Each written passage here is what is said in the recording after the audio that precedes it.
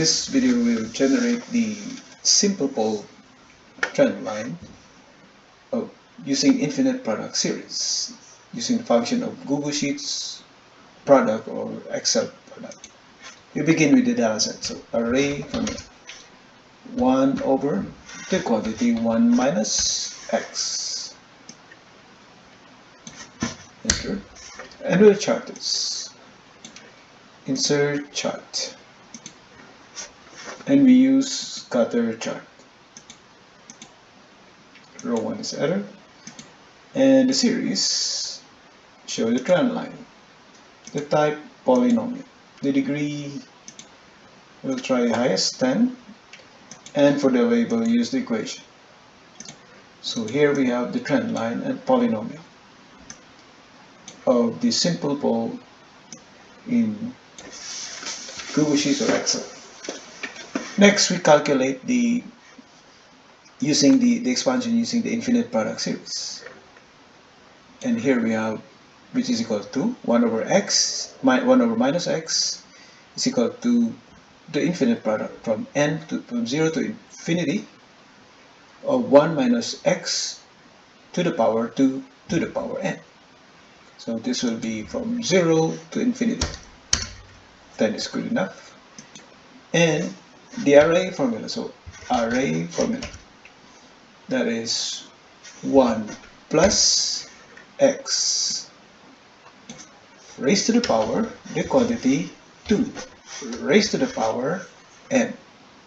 That's x raised to the power 2 raised to the power n. So this is our value for n. And enter. And we calculate the product. So product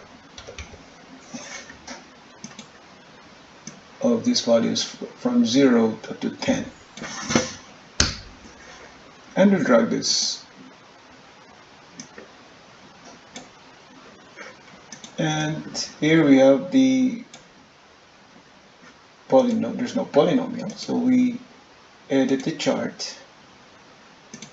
Under series, show the trend line and the type polynomial, the degree 10th, and for the label, use the equation.